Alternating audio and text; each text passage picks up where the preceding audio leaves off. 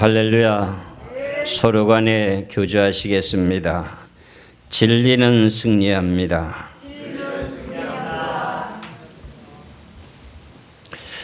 오늘도 하나님의 귀하신 말씀을 따라 은혜를 함께 나누시겠습니다. 오늘 본문의 말씀의 제목은 무릇 살아서 나를 믿는 자는 영원히 죽지 아니하리니 하는 제목으로 말씀을 드리겠습니다. 어떤 집안에 예수를 진실하게 믿는 가족이 있는데 이제 할아버지, 아버지, 어머니, 자녀가 이렇게 있는데 이제 자녀가 외아들 하나입니다. 그런데 이제 믿음이 좋아서 이 내용의 말씀을 깨닫고 난 후에 사람이 살아서 나를 믿는 사람은 영원히 죽지 않는다 이렇게 말하는 내용이 이게 아들에게 믿어지는 믿음이 생겼습니다. 그런데 할아버지가 세상을 떠나게 되게 됩니다. 그러다 보니까는 왜 그럼 할아버지는 죽습니까? 무릇 살아서 나를 믿는 사람은 영원히 죽지 않는다고 하는데 왜 죽습니까? 참 이런 내용들이 성경에 오해가 될 수 있는 내용 중에 하나입니다. 그런데 성경에 귀하신 내용의 말씀은 때를 따라서 모든 내용이 이루어진다고 하는 것을 깨달으시기를 주의 이름으로 축원합니다. 부활이라고 하는 내용 자체가 있고 우리가 부활이 아니고 죽지 않고 변화가 이루어지는 구원이 있습니다. 제가 이번에 세 번째 시간이 되는데 첫 번째 시간에 말씀드렸던 내용이 사랑은 율법의 완성이라고 하는 최고의 법이라고 하는 사랑에 대한 내용의 뜻을 증거했습니다. 그 내용의 경제에 이르기까지 신앙생활을 온전하게 사랑을 실천한 자에게 결과적으로 구원받게 되는 단계가 있는데 그 단계는 이제 순교하는 단계까지 이르는 신앙에 대한 모습이다 하는 내용을 말씀드렸습니다. 그리고 지난 시간에는 그 다음 단계로선 예수를 믿고 구원을 받게 되는데 어떤 사람이 구원을 이루게 되는가 하는 내용 자체가 뭐냐면 하늘나라의 열매를 맺는 백성이라야 천국을 갈 수 있다. 예수를 믿긴 믿어도 하늘나라의 열매를 맺지 못하고 신앙생활을 한다면 그 신앙은 올바른 신앙이 아니다. 이런 이야기 말씀해 드립니다. 하늘나라의 열매를 맺는다고 하는 내용 뜻이 뭡니까? 의의 열매, 빛의 열매, 사랑의 열매를 맺는 내용을 말하고 있습니다. 그런데 오늘은 세 번째 시간으로서 무릇 살아서 나를 믿는 자는 영원히 죽지 아니하리니 이것을 네가 믿느냐? 그럼 25절에서는 예수께서 이르시되 나는 부활이요 생명이니 나를 믿는 자는 죽어도 살겠고 이렇게 두 가지를 말씀하고 있습니다. 그럼 지금도 예수 그리스도를 믿고 죽은 사람들이 많습니다. 그리고 부활된 사람이 있습니다. 부활이라고 하는 내용의 단계가 세 단계가 이루어지게 되는데 구약시대 때 율법을 따라서 믿음을 지키면서 살아왔던 그 모든 아브라함의 후손들의 그 모든 내용들이 믿음을 따라 살아갔던 그 모든 내용의 결과를 따라 죽게 되면서 열조에게 돌아가지 아니라 했던 그 성도들이 예수님께서 죽은 지 3일 만에 부활되면서 결과적으로 작은 성도의 많이 일어난다고 하는 그 내용의 자체가 부활입니다. 그 내용의 말씀을 오해해가지고 이제 나사로가 죽어서 3일 반 만에 나오게 되는 그런 영으로 죽었던 사람이 살아난 것으로 이렇게 얘기하시는데 그 내용은 좀 오해가 있는 내용의 뜻입니다. 그래서 1차적으로 부활돼서 하늘나라 가서 지금 있게 되는 이스라엘 백성들에게 이제 부활이 됐던 그런 사건을 히브리서 12장에서 분명하게 증거하고 있습니다. 히브리서 12장을 보시기 바랍니다. 히브리서 12장 22절에서 23절의 두 절의 말씀을 봅니다. 히브리서 12장 22절에서 23절입니다. 그러나 너희가 이른 곳은 시온산과 살아계신 하나님의 도성인 하늘의 예루살렘과 천만 천사와 그럽니다. 너희가 이른 곳, 너희가 와 있는 곳, 그런 것을 말합니다. 시온산, 시온산이라고 하는 내용의 뜻은 가장 높은 위치를 말합니다. 우리가 하늘나라를 통해서도 알고 있다시피 사도 바울이 고린도후서 12장 2절에 보면 내가 셋째 하늘에 올라가서 가히 말할 수 없는 것을 보았다는 내용을 우리는 잘 알고 있습니다. 그러면 우리가 살고 있는 이 내용의 세계는 첫째 세계형, 그 다음에 셋째 하늘과 중간에 있는 첫째 하늘과 셋째 하늘 사이에 있는 것이 두째 하늘이라고 이렇게 말할 수가 있습니다. 그러면은 시온산이라고 하는 그것은 셋째 하늘을 보고 말하게 되는 것입니다. 그 세계는 어떤 세계인가? 시온산과 살아계신 하나님의 도성입니다. 하나님이 함께 하시는 도성입니다. 그것을 더욱더 다른 말로 말하면 하늘의 예루살렘, 평강의 나라라 그런 말의 뜻입니다. 그래 거기는 천만 천사가 함께 살고 있습니다. 이곳에 먼저 예수 그리스도께서 죽은 지 3일 만에 부활되면서 자는 자의 성도들이 많이 일어났다고 하는 곳에 간 그 성도가 23절에 기록되어 있습니다. 23절에 보면 하늘에 기록한 장자들의 모임과 그럽니다. 하늘에 기록한 장자들의 모임이라고 하는 것은 전 세계 모든 민족 가운데 제일 먼저 택한 나라가 어디입니까? 이스라엘 나라를 보고 장자라고 합니다. 이것이 출애굽기 4장 22절에 저 이스라엘은 내 백성 내 장자라 이렇게 말하고 있습니다. 그러면 하늘에 기록한 장자들의 모임과 하는 이 내용 자체가 이 사람들이 자돈 성도의 몸이 많이 일어나게 했던 이 사람들이 부활돼서 여기가 있습니다. 그리고 예수 그리스도를 믿고 구원을 받기 위해서 지금 영과 육이 분리돼서 영만 하늘나라 가 있는 내용도 이 셋째 하늘에 가 있습니다. 그것이 뭐냐? 교회와 만민의 심판자이신 하나님과 및 온전케 된 의인의 영들만 가 있는 지금 세계도 셋째 하늘입니다. 부활된 사람도 거기 같이 있습니다. 교회라고 하는 내용은 신약시대 때입니다. 그리고 결과적으로는 뭐냐? 온전케 된 의인의 영들, 예수를 믿고 모든 죄를 다 용서받은 영들이 가 있는 곳이 셋째 하늘 시온산입니다. 그러면은 첫째 부활이 아니지만서도 예수 그리스도께서 부활되면서 자던 성도의 몸이 많이 일어났던 그 내용의 부활이 결과적으로 이제 부활이 이건 첫째 부활이라고 말하지 않습니다. 자던 성도의 몸이 장자의 부활이라고 이렇게 말할 수도 있습니다. 그 다음에 두 번째 부활이라고 하는 내용은 뭐냐? 예수 그리스도께서 재림하실 때에 천년 동안 왕노릇하게 될 사람들이 부활됩니다. 이게 이제 두 번째 부활이면서 결과적으로 천열매 부활이라고 이렇게 말할 수가 있습니다. 그 다음에 이거는 이제 앞으로 이루어지게 될 내용이고, 그리고 예수 그리스도께서 재림하실 때 부활되는 부활의 영혼이 있으면서 천년세기가 이루어지죠. 천년세기가 끝이 나면서 계시록 20장에 보면 신보자 심판이라고 것이 있습니다. 신보자 심판 때에 생명책에 이름이 기록된 사람들이 또 부활이 됩니다. 그런 부활이라고 하는 것이 몇 단계가 있습니까? 3단계를 거쳤다는 겁니다.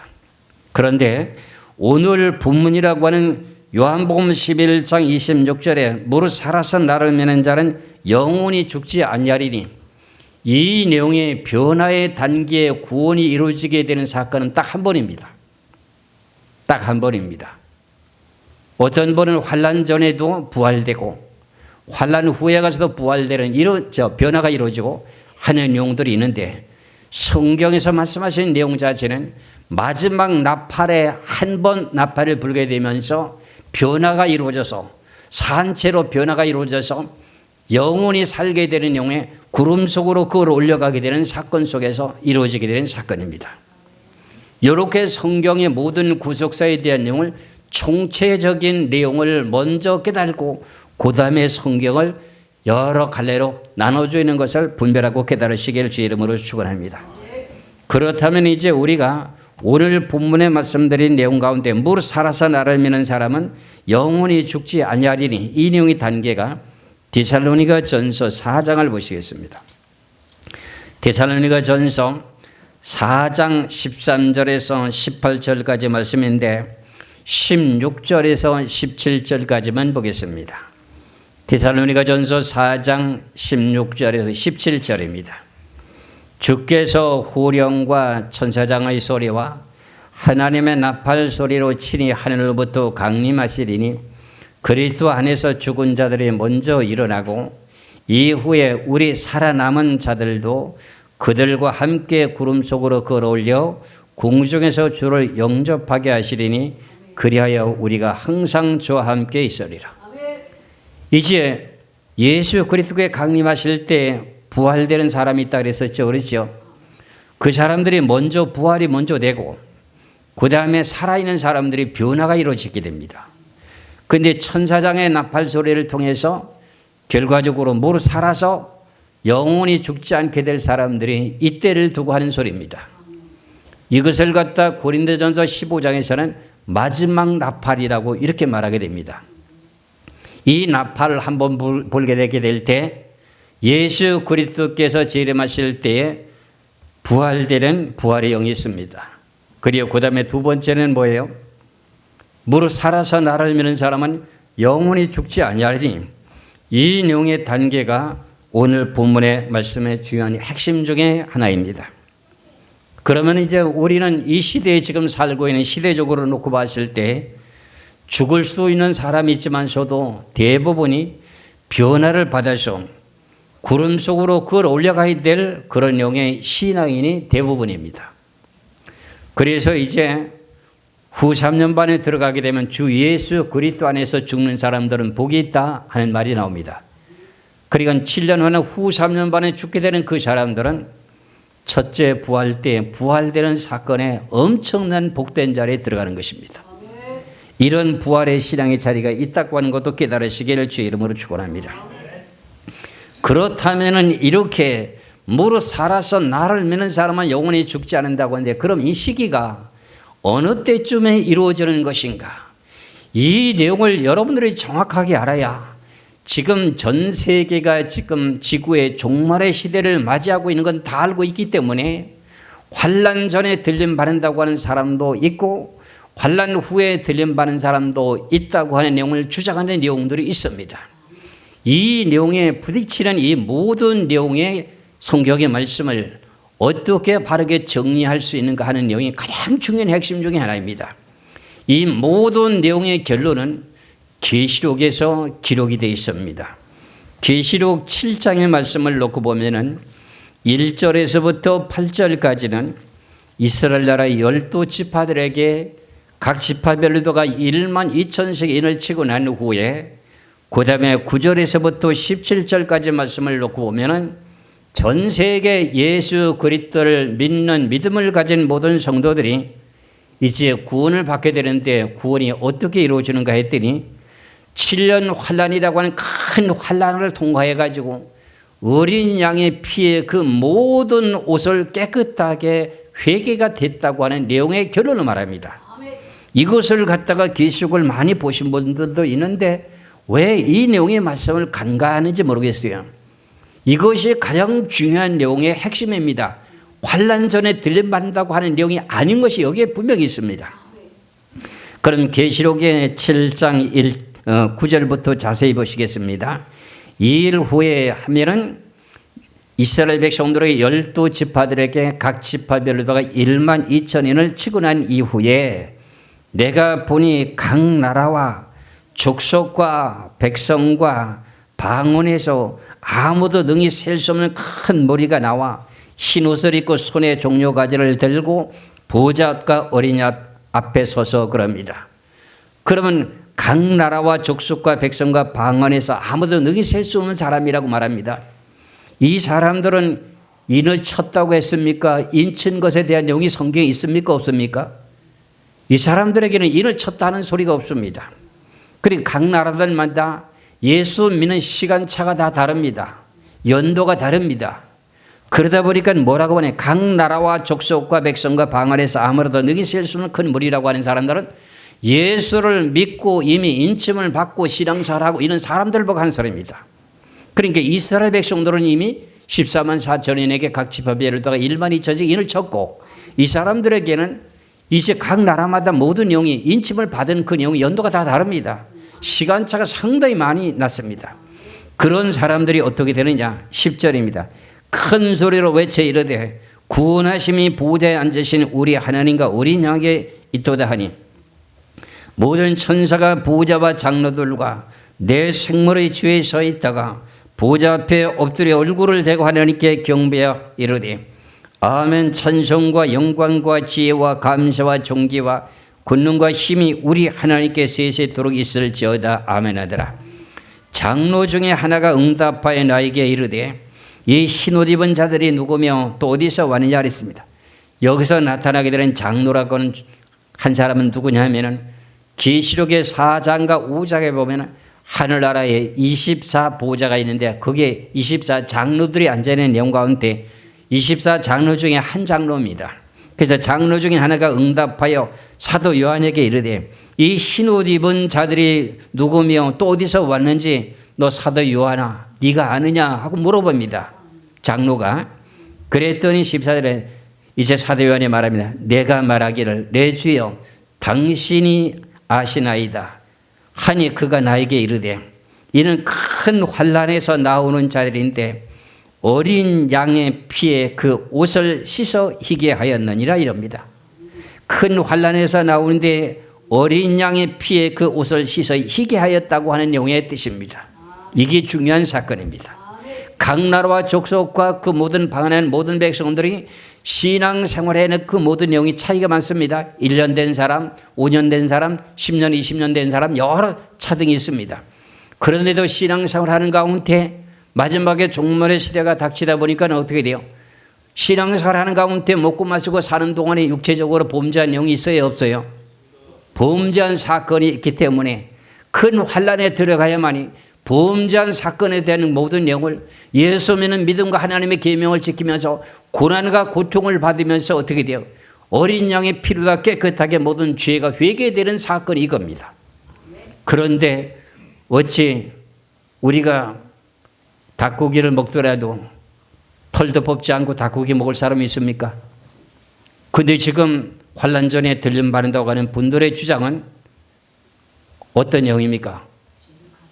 죄를 회개도 하지 않고 환난 전에 들림 받는다고 하는 그런 내용을 이건 말을 함부로 할 수 있습니까? 없습니까?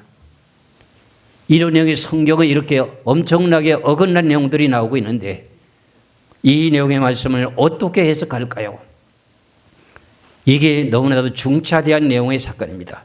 그럼 이 사람들은 지금 오늘 본문의 말씀처럼 무릇 살아서 나를 믿는 사람들은 영원히 죽지 않게 된다고 하는 죽음을 보지 않고 변화가 이루어지게 될 내용 사람들 맞지요? 환난을 통과하고 죽음이 없었으니까요. 그래서 15절에 가서 그러므로 그들이 하나님의 보좌 앞에 있고 또 그의 성전에서 밤낮 하나님을 섬김에 보좌에 앉으시니까 그들이 왜 장막을 치시리니 그들이 다시는 줄이지도 아니하며 목마르지도 아니하고 해나 아무 뜨거운 기분에 상하지도 아니하리니 이는 보좌 가운데 계신 어린 양이 그들의 목자가 되사 생명수 샘으로 인도하시고 하나님께서 그들의 눈에서 모든 눈물을 씻어 주실 것입니다. 그랬어요. 큰 환난에서 나온 이 사람들이 이제 천년 세계를 거쳐가지고 새 예루살렘이라고 하는 영원히 살게 될 그 세계에 가서 살게 되는 내용을 설명하고 있습니다. 그러면 환난 전에 우리가 들림받는다고 하는 그 내용 자체는 성경에서 성경 구절에 대한 내용에 해석하는 내용의 차이는 있습니다. 전체적인 내용의 핵심은 다르다고 하는 것을 깨달아야 됩니다. 그렇다면 요한계시록에 대한 내용을 전체적인 내용을 놓고 보면요, 환난 속에 들어가는데 우리가 왜 환난 속에 들어가는가 하는 내용이 이미 계시록 7장에서 나와 있습니다. 큰 환난을 통과해가지고 무슨 일이 이루어져야 돼요? 신앙생활하면서 지었던 모든 죄가 다 용서를 받아야 된다는 사건이 전제 조건이 되어 있습니다. 그런데도 그 죄가 하나도 깨끗함을 받지 못한 채 회개가 다 되지 못한 채 들림받아야 된다고 하는 그런 내용들을 주장하는 지금 많은 지금 유튜버들이 있습니다. 이런데 미혹당하지 않도록 주의하시길 주의 이름으로 축원합니다. 그렇다면 계시록에서 말씀하신 내용 가운데 성도들이 환난 속에 들어가서 이제 어떻게 구원이 이루어지는가 하는 것을 내용을 놓고 보면은 계시록의 8장 13절의 말씀을 보시기 바랍니다. 여러분들 이것을 잘 숙지하시고 많은 사람들에 전해서 미혹당하는 백성들을 건져내시면 여러분들에게 그것이 상급이 됩니다. 여러분들에게 멸관이 되는 것입니다. 그래서 여러분들이 하나둘씩 여러분들이 사명을 감당하는 길이 열린다고 하는 걸 깨달으시기 바랍니다. 계시록의 8장 13절의 말씀을 보면은 나팔 재앙이 시작되면서 첫째 나팔과 둘째 나팔과 셋째 나팔과 그 다음에 넷째 나팔을 불고 난 후에 이제 13절에 가서 말씀하시기를 내가 또 보고 들으니 그럽니다. 사도 요한이가 또 보고 들으니 공중에 날아가는 독소리가 큰 소리로 이르되 땅에 사는 자들에게 화가 있으리니 이는 세 천사들이 불어야 할 나팔 소리가 남아 있음이로다 하더라 했어요. 그러면 이 지구상의 땅에 살고 있는 사람들에게 화가 세 가지가 있답니다. 화 세 가지가 있는데 이 세 가지 화 속에서 믿는 성도들에게는 화라고 하는 내용 가운데 목숨은 죽지 않습니다. 고난과 고통은 받을지언정 목숨은 죽지 않는 내용의 화입니다. 그러면 그 내용의 근거를 성경에서 분명하게 말씀하고 있으니 잘 분별하시기를 주의 이름으로 축원합니다. 그 내용의 근거가 어디 있느냐? 계시록 9장 1절에서부터요 12절까지 보면은 첫 번째 화를 말합니다. 계시록 9장 1절에서 12절까지입니다. 다섯째 천사가 나팔을 불매 내가 보니 하늘에서 땅에 떨어진 별 하나가 있는데 그가 무저갱의 열쇠를 받아서 그가 무저갱을 여니 그 구멍에서 큰 화덕의 연기 같은 연기가 올라오매 해와 공기가 그 구멍의 연기로 말미암아 어두워지며 또 황충이 연기 가운데로부터 땅 위에 나오매 그들이 땅에 있는 전갈의 권세와 같은 권세를 받았더라 그럽니다. 무저갱을 열어서 무저갱에서 황충의 권세가 나오게 되는데 이거는 어둠의 영의 권세를 가진 사람의 죽은 영혼을 말합니다. 그런데 어떤 일을 하는가 보시기 바랍니다. 4절에 그들에게 이르되 황충의 권세를 가진 그 영들에게 이르되 땅의 풀이나 푸른 것이나 각종 수목은 해하지 말고 오직 이마에 하나님의 인침을 받지 아니한 사람들만 해하라. 그러면 지금 황충의 권세가 무저갱에서 올라왔는데 무저갱에서 올라온 그 황충의 권세에게 명령을 내립니다.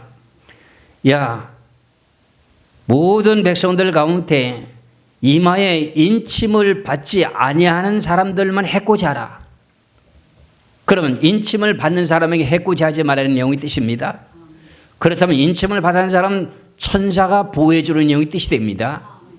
이 내용을 여러분들이 잘 분별하셔야 됩니다. 이 내용을 많은 분들이 계시록을 보면서도 이제 앞에 있는 내용을 보고 나면 그 다음에 내용을 몇 장 넘어가면요 잊어버려서 이것을 기억을 못합니다.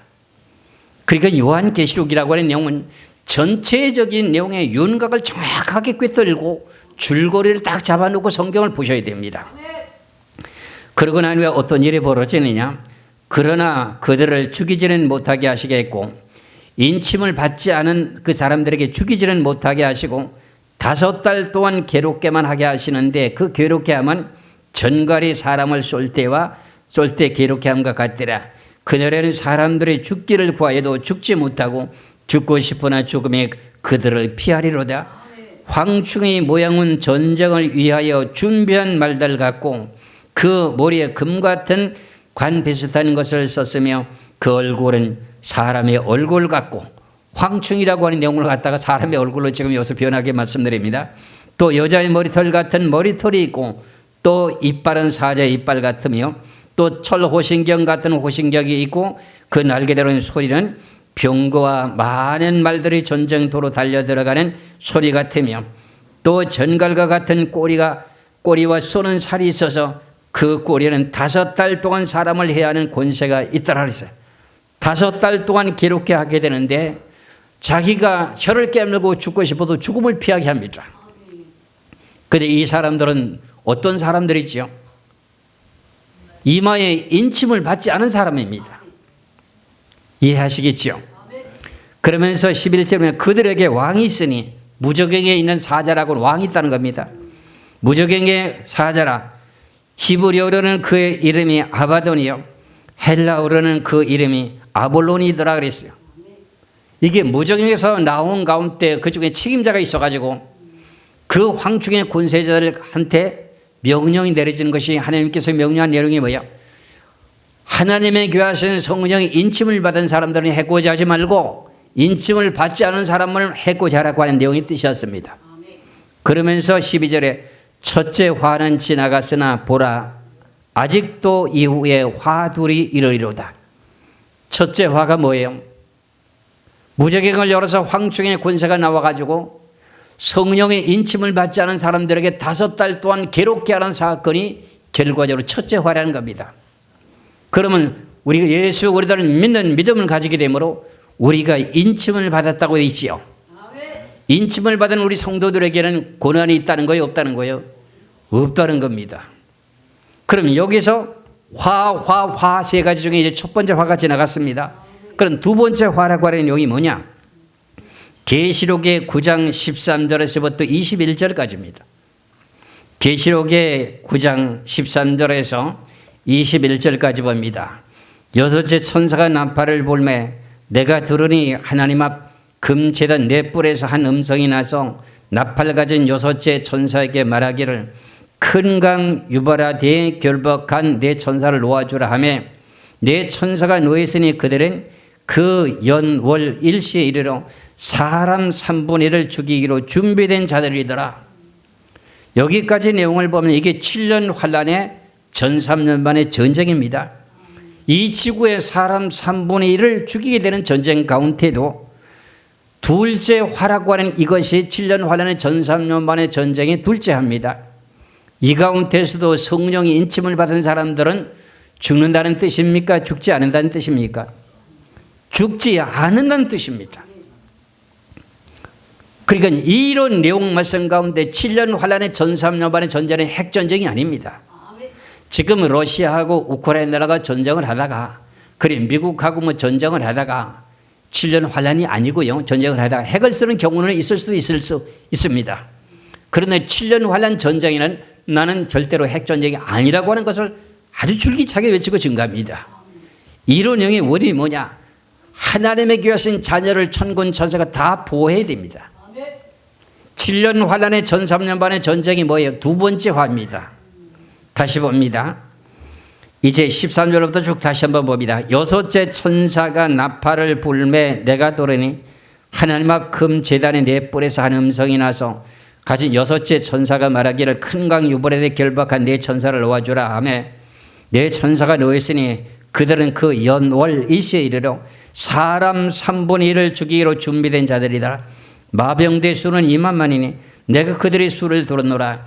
이 같은 환상 가운데 그 말들과 그 위에 단자들을 보니 불빛과 자주빛과 유황빛 호신경이 있고 또 말들의 머리는 사자 머리 같고 그 입에서는 불과 연기와 유황이 나오더라. 이 세 재앙 곧 자기들의 입에서 나오는 불과 연기와 유황으로 말미암아서 사람 3분의 1이 죽임을 당하니라. 이 말들의 힘은 입과 꼬리에 있고 꼬리는 뱀 같고 또 꼬리에 머리가 있어서 이것으로 해야되라. 이 재앙에 죽지 않고 남은 사람들은 손으로 행한 일을 회개하지 아니하고 오히려 여러 귀신과 또는 보거나 듣거나 다니거나 하지 못하는 금은 동과 목석의 우상에게 절하고 또 그 살인과 복술과 음행과 도적질을 회개하지 아니하더라 그랬어요. 그럼 지구상에 전체적인 내용에 예를 들어서 한 75억이 지금 살고 있다면 3분의 1이 사람이 죽는다면 몇 억이 죽는 거지요? 25억이 죽는 거지요. 그럼 아직도 뭐 얼마나 남았어요? 50억이 남아있잖아요. 50억이 남아있는 가운데 아직도 불신자가 많습니다. 그런 믿는 사람들은 죽을 수 있느냐 없느냐? 없습니다. 그러면서 이제 계시록 10장과 11장을 놓고 보면 계시록의 10장에서는 이 지구를 전체적으로 심판하게 되는 내용을 말하면서 계시록 11장에서는 두 증인이 1260일 동안에 전3년 반의 이스라엘 나라 땅에 복음을 외치고 증거하는 두 선지자가 있습니다. 이때까지가 전3년 반입니다. 이때까지가 전3년 반입니다. 그래서 계시록 11장에 14절의 말씀을 봅니다. 두 증인이 죽고 난 후의 일입니다. 두 증인이 1260일을 증거하고 난 후의 일입니다. 14절입니다. 둘째 화는 지나갔으나 보라 셋째 화가 속히 이르리로다. 그럼 전3년 반이라고 하는 내용 자체의 전쟁은 7년 환란의 전3년 반은 무슨 화라고요? 두 번째 화라는 겁니다. 두 번째 화가 지나갔으면 그 다음에는 세 번째 화가 닥치겠죠. 그렇지요? 그러면 계시록의 12장을 가게 되면서 12장과 13절을 통해서 세 번째 화로 연결되게 됩니다. 이해 가시겠지요? 이 내용을 여러분들이 잘 암기하시고 잘 깨달아가지고 계시록 8장 13절에 공중에 날아가는 독수리 같은 형상을 입은 전사가 땅에 사는 사람들에게 화가 세 가지가 있다. 그런데 화가 있게 될 사람은 누구냐? 이마에 인침을 받지 않은 사람들에게 화가 있다. 그런 말의 뜻입니다. 대신 인침을 받은 성도들에게는 죄가 많은 사람은 많은 것만큼 죄를 용서받기 위해서 고난과 고통은 좀 받아야 된다. 이게 전제 조건입니다. 왜? 계시록 7장에서 큰 환란에서 나오는 자들인데 어린 양의 피에 그 옷을 씻어 희게 하였기 때문에 그렇습니다. 그러면서 계시록의 12장의 말씀을 놓고 보면은 1절에서부터 6절까지 말씀을 놓고 보면은 7년 환란의 전쟁이 끝이 나가지고 전쟁에서 누가 이기느냐 하면은 붉은 용의 권세가 이기게 되고 열불이라고 한 열왕의 권세가 전 세계를 통치하게 되는 내용을 지금 설명을 하게 됩니다. 그 가운데 어떤 일이 벌어지냐면은 온 지구상의 목사들이라고 하는 하늘의 별이라고 하는 3분의 1이 죽습니다. 이 사람들은 순교가 아니라 목사 3분의 1이라고 하는 그 계통들은 결과적으로 하나님 보시기에 합당한 목자가 아니라는 내용이 뜻입니다. 그 내용을 갖다가 말씀드리면 계시록의 12장 1절에서부터 3절까지 말씀을 보겠습니다. 계시록 12장 1절에서 3절까지 봅니다. 하늘에 큰 이적이 보이리 해를 옷 입은 한 여자가 있는데 그 발 아래에 달이 있고 그 머리에 12별의 관을 썼더라. 이 여자가 아이를 베어 해산하게 되면 아파서 애써 부르짖더라. 하늘에 또 다른 이적이 보이니 보라 한 큰 붉은 용이 있어 머리가 7이요 뿔이 열이라 그의 여러 머리에 7 왕관이 있는데 그 꼬리가 하늘별 3분의1을 끌어다가 땅에 던지더라. 붉은 용이라고 하는 것은 붉은 사상을 가진 사회주의 사상입니다. 거기에 열불과 함께 동참하고 있는 열왕이 있습니다. 그런데 한 큰 붉은 용이라고 하는 것은 사회주의 사상을 갖게 될 마지막에 직구의 종말에 전3년 반은 전쟁에서 이긴 최고 책임자를 보고 한 붉은 용이라고 말합니다. 그의 꼬리가 되는 신하가 어떤 일을 하는가? 4절에 그 큰 용의 꼬리가, 그럼 용의 꼬리면 용은 왕이고 꼬리라고 하는 것은 그 밑에 신하를 보고 말합니다. 그 꼬리가 하늘별 3분의 1을 끌어다가 땅에 던지더라. 계시록 1장 20절에 보면 7별은 7교회 뭐라고요? 사자, 목사라는 겁니다. 그럼 전 세계 목사가 3분의 1이 속된 말은 가짜라는 겁니다. 하는 것이 합당하지 않다는 겁니다. 그래서 저도 두렵고 떨림으로 가짜 목사가 되지 않으려고 하나님께 이렇게 성경을 깨워주셨으니 가짜 목사 되면 안 됐잖아요. 이렇게 깨워주시는 내용을 갖다가 내가 외치고 증거하는 종인데 이 자리에 들어가게 되면 하나님이 나한테는 어떻게 해요? 더 가혹한 벌이 임하겠죠. 여러분들 정신 차리시고 마지막 때에 주의 종을 잘 만나야 된다고 하는 소리가 여기에 있습니다. 하늘 별 3분의 1이 떨어진다는 겁니다.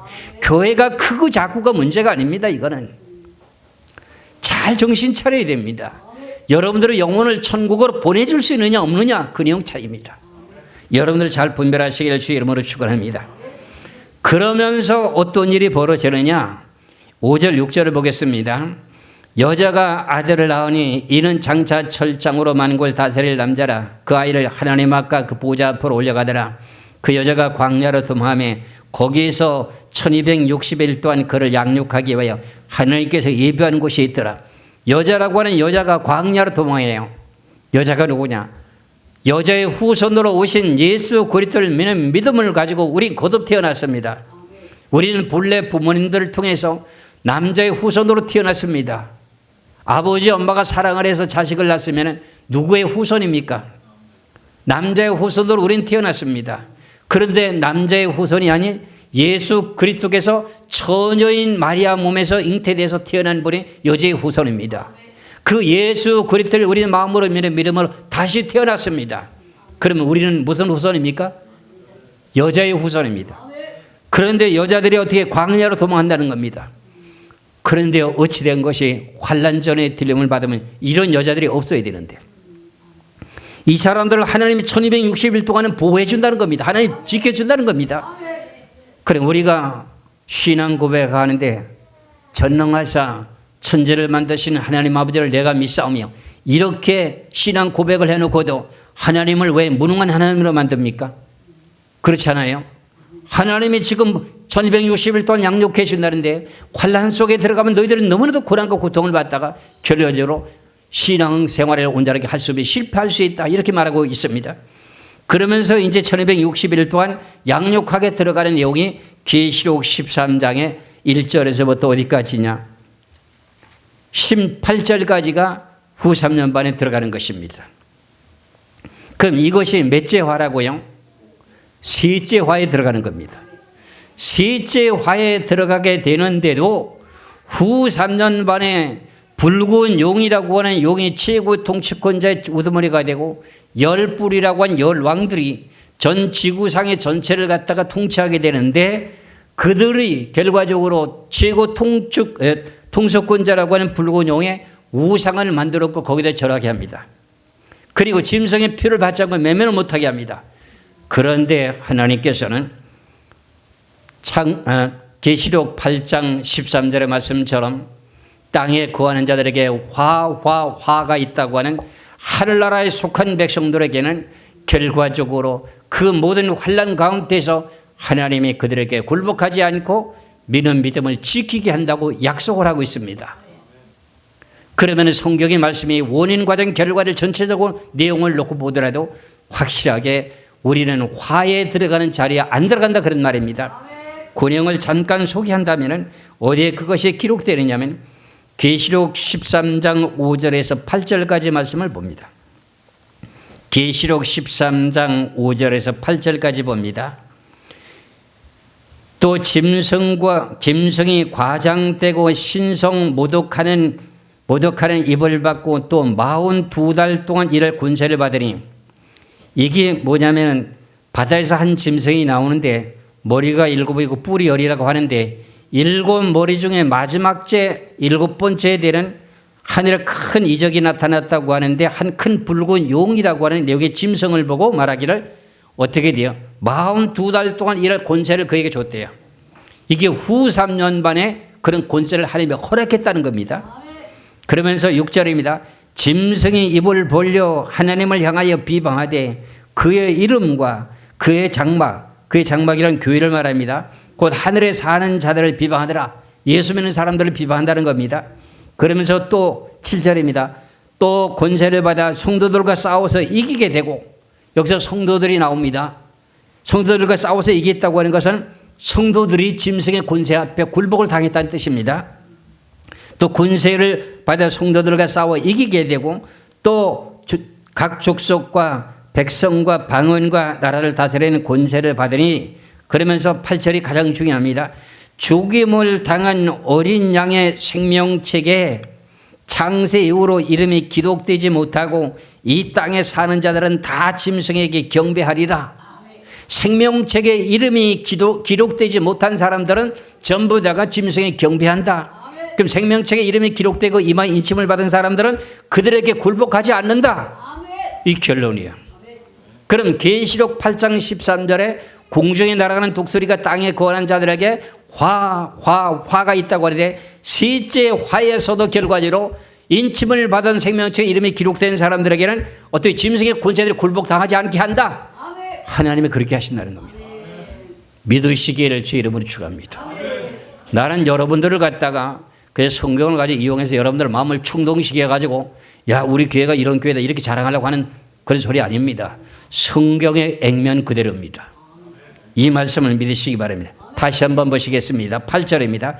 죽임을 당한 어린 양의 생명책에 창세 이후로 이름이 기록되지 못하고 이 땅에 사는 자들은 다 짐승에 경배하리라 그랬어요. 그러면 생명책에 기록된 사람들은 경배하지 아니하리라 그런 말이에요. 그 생명책에 이름이 기록되더니 지워진 사람이 자기 마음대로 의지를 가지고 짐승에게 굴복하지 않으려고 해도 안 할 수가 없다는 겁니다. 그 내용이 이미 7절에서 싸워서 졌대잖아요. 계시록 13장 7절에 보세요. 또 권세를 받아 성도들과 싸워 이기게 되고 있어요. 이 성도들은 이름이 지어진 성도지요. 7년 환난 가운데 들어가는데 보니까 어떻게 해요? 신앙생활 하다가 이름이 지어졌다는 뜻입니다.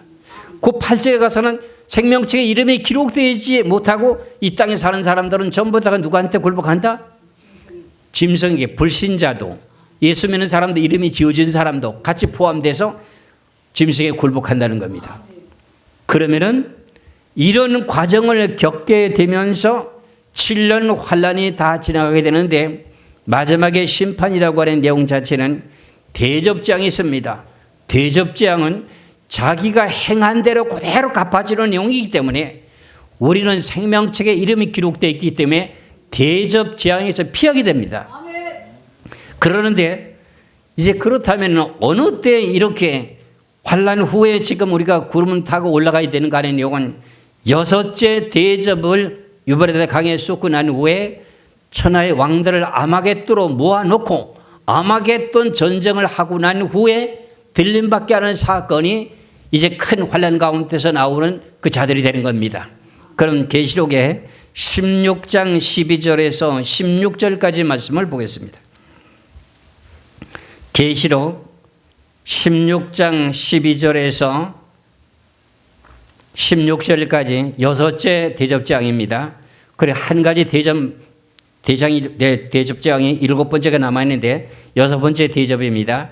또 6째 천사가 그 대접을 큰 강 유브라데 소돔에 강물이 말라서 동방에서 오는 왕들의 길이 예비되더라.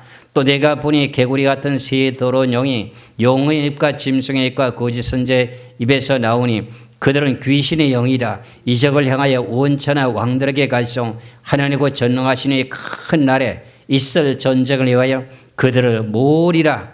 보라 내가 도적같이 오리니. 예수 그리스도가 아직까지 안 오셨어요. 내가 도적같이 오리니 누구든지 깨어 자기 옷을 지켜 벌거벗고 다니지 아니하며 자기의 부끄러움을 보이지 아니하는 자들이 보기에도다. 새 영이 히브리어로 아마겟돈이라고 하는 곳으로 왕들을 모으더라 그랬어요.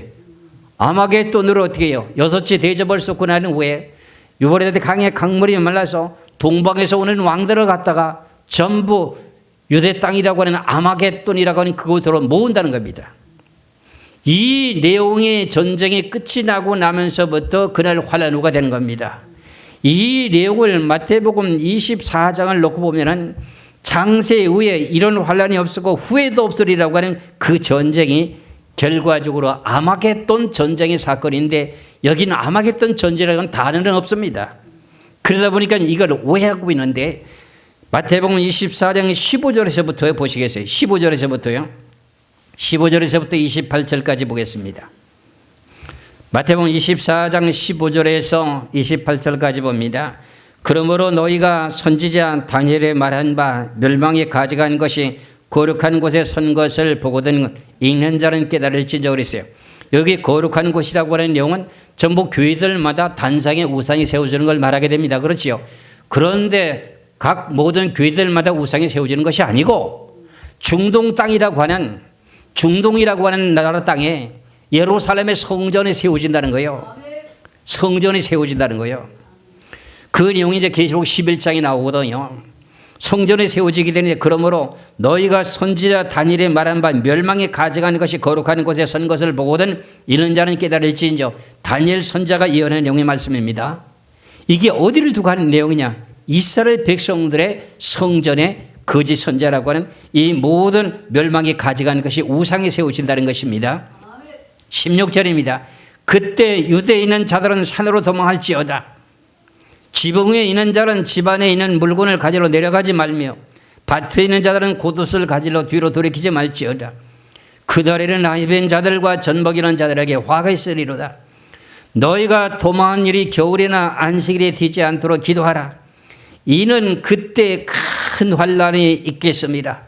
창세로부터 천지 만물이 지어진 이후부터 지금까지 이런 환란이 없었고 후회도 없으리라. 이게 끝이라는 겁니다.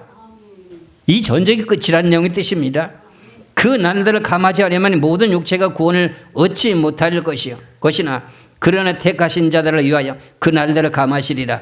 그때 하나님이 너에게 말하되 보라 그리스도가 여기 있다 혹은 저기 있다 해도 믿지 말라. 거짓 그리스도들과 거짓 선지자들이 일어나서 큰 표적과 기사를 보여 할 수만 있으면 택하신 자들도 미혹하리라. 보라 내가 너에게 미리 말하노라. 그러면 사람들이 너에게 말하되 보라 그리스도가 광야에 있다 해도 나가지 말고 보라 그리스도가 골방에 있다 해도 믿지 말라. 번개가 동편에서 나서 서편까지 번쩍인 같이 인자의 임함도 그러하리라. 죽음이 있는 곳에는 독수리들이 모일지니라. 이래서 아마겟돈 전쟁이라고 하는 내용이 큰 환란이 있겠네. 창세로부터 지금까지 이런 환란이 없었고 후회도 없으리라. 이게 끝이 난다는 겁니다. 이게 무슨 전쟁이다? 아마겟돈 전쟁입니다. 그럼 이 내용이 있고 난 후에 그날로 환란은 후가 되는 겁니다. 그게 마태복음 24장 29절에서 31절까지입니다. 보시기 바랍니다. 마태복음 24장 29절에서 31절까지입니다. 그날 환란 후에 즉시 해가 어두워지며 달이 빛을 내지 아니하며 별들이 하늘에서 떨어지며 하늘의 군웅들이 흔들리리라. 그때 인자의 징조가 하늘에서 보이겠고 그때 땅의 모든 족속들이 통곡하며 그들의 인자가 구름을 타고 능력과 큰 영광으로 오는 것을 보리라. 그가 큰 나팔 소리와 함께 천사들을 보내리니 그들이 그의 택하신 자들을 하늘 이 끝에서 저 끝까지 사방에서 모으리라. 구름 속으로 걸어올리는 게 언제 구름 속으로 걸어올려가요? 계시록 7장 9절에서 17절까지 말씀에 어떻게 큰 환란을 거쳐서 나왔다는 거죠. 어린 양의 피에 옷을 씻어 희게 했다. 구름 속으로 걸어 올려갈 수 있는 모든 준비가 이루어져서 올라간다는 거야. 그게 언제냐? 아마겟돈 전쟁 후에 일어난다는 겁니다. 이런 내용의 말씀을 여러분들이 기억하셔야 됩니다. 여러분들 한 분이 올바른 신앙생활 속에 이걸 깨달았게 될 때 여러분들의 가족들이 성경을 잘 모르는 가운데 예수를 늦게 믿는다 할지라도 그들까지 다 구원시킬 수 있는 놀라운 사건이 여러분들에게 있습니다. 그래서 여러분들에게 늘 제가 서로 간에 교제하게 될 때 뭐라고 교제합니까? 진리는 승리합니다. 그런 말을 그래서 하는 겁니다. 여러분들을 깨달으시고 이 귀한 진리에서 지금까지 달려왔던 이 길, 이제 마지막 때 지구의 종말이 지금 더욱더 닥치게 되게 될 때 지금 곳곳마다 아우성입니다. 내가 이런 말을 늘 했습니다. 언젠가는 마지막에 종말의 때가 오면은 누가 계시록 전해줄 사람이 없느냐, 그런 내용들을 말할 때가 온다고 하는데 그때가 지금의 때가 좀 더 깊어가고 있습니다. 이제부터 계속 계시록 누가 전할 때가 없느냐, 이런 내용이 나옵니다. 지금 현재 그렇게 나타나고 있습니다. 그러니까는 세미는 언제 합니까? 또 이럽니다. 이런 내용 속에서 이런 모든 내용들을 이미 저는 말을 했습니다. 언젠가는 계시록이 답답해가지고 이걸 풀어줄 사람이 있어야 되겠다고 하는 내용을 찾는 사람이 있게 된다는 겁니다. 그게 지금 우리들에게 코앞에 닥치고 있다는 사건입니다. 그러면은 계시록의 7장을 다시 찾으면서 이제 마무리하겠습니다. 계시록 7장 9절에서부터요. 빨리 봉독하겠습니다. 계시록 7장 9절에서부터요. 14절까지만 보겠습니다. 일 후에 내가 보니 각 나라와 족속과 백성과 방언에서 아무도 여기 실 수 없는 큰 무리가 나와서 흰 옷을 입고 손에 종려가지를 들고 보좌과 어린 양 앞에 서서 큰 소리로 이르되 외쳐 이르되 구원하심이 보좌에 앉으신 우리 하나님과 어린 양에게 또다니 모든 천사가 보좌와 장로들과 내 성물의 주에 서 있다가 보좌 앞에 엎드려 얼굴을 대고 하나님께 경배하여 이르되 아멘. 찬송과 영광과 지혜와 감사와 존귀와 권능과 힘이 우리 하나님께 세세토록 있을지어다. 아멘 하더라. 장로 중에 하나가 응답하여 사도 요한에게 이르되 이 흰옷 입은 자들이 누구며 또 어디서 왔느냐. 내가 말하기를 내 주여 당신이 아시나이다 하니 그가 나에게 이르되 이는 큰 환난에서 나오는 자들인데 어린 양의 피에 그 옷을 씻어 희게 하였느니라. 큰 환난을 통과해야 돼요, 안 돼야 돼요? 무슨 환난 전에 어떻게 통과해요? 환난 전에 받을 수가 있어요. 우리가 모든 죄를 다 용서받아야 된다고 하는 성경에 수없이 기록되어 있습니다. 그런데 그런 내용을 전부 묵살해 버렸습니다. 그러니까 환난 속에 우리가 내가 무슨 죄를 지는지도 모르고 있습니다. 그런데 생명책에서 이름이 지워지면 안 됩니다. 생명책에 이름이 기록된 상태에 환난 속에 들어가야 됩니다. 그렇게 되면서 인내하면서 뭐 해야 되느냐. 하나님의 계명을 지켜야 됩니다. 짐승의 우상에 절하지 말라는 소리입니다. 그게 하나님의 계명을 지켜야 된다는 거예요. 그게 짐승의 우상에 절하지 말고 짐승의 표를 받지 말라는 겁니다. 그러면서 예수 믿는 믿음을 철저하게 지켜야 된다는 겁니다. 그러면서 너희들이 고난과 고통을 받게 되는 원인이 뭐냐. 다니엘 7장 25절에 너희들 고난과 고통을 받게 내가 만들어 놨다는 거예요. 그러니까 그 고난과 고통을 받게 되면서 뭐 하는 거냐. 베드로전서 4장 1절의 말씀처럼요. 육체의 고난을 받는 자가 죄를 끝인다는 거예요. 그래서 환난 속에 들어가야 된다는 거예요. 환난 속에 들어가지 말라고 하는 건 그 무슨 말이에요 이건. 이 내용을 듣고 잘못 전하신 목사님 있다면 가슴을 치고 회개하고 성도들에게 바로 전해야 됩니다. 그 목사님 이 말씀 듣고 나한테 한구하지 말고 가슴을 치고 회개하고 당신도 천국 가야 되고 백성들을 천국 갈 수 있도록 무릎 꿇고 회개하셔야 됩니다. 본인들이 알고 있는 내용에 데살로니가 전서 누가복음 몇 장 내가 그거 다 알고 있습니다. 그 모든 내용을 내가 반박할 수 있는 내용이 다 됩니다만 내가 그 시간이 되지 않아서 여기까지만 말씀드리면서 이제 우리는 이제 구원받게 되는 내용은 지금도 세상을 살다가 죽는 신앙인이 있습니다. 그 신앙인들도 다 죄를 용서받아야 결과적으로 천국에 갑니다. 그리고 위해서는 개인적으로 모든 징계를 다 받아야 됩니다. 병상에서 고난과 고통을 받으면서 죄가 용서받습니다. 이런 내용 속에서 구속사에 대한 내용을 내가 지금 이번까지 3번을 시차례 했습니다. 다음 단계는 이제 다음 주는 맥주감사주일이니까 맥주감사주일을 지나고 후에 그 다음에 4차, 5차, 6차, 7차까지 계속 연결해서 구원이 어떻게 이루어지는가 하는 내용을 전체적으로 알게 되게 될 때 그래야만이 복음을 전할 수가 있어야 됩니다. 저나 여러분이나 이런 귀하신 확실한 근거의 진리 말씀이 있으니 이 말씀 속에서 여러분의 믿음으로 승리하시기를 주의 이름으로 축원합니다. 기도하겠습니다.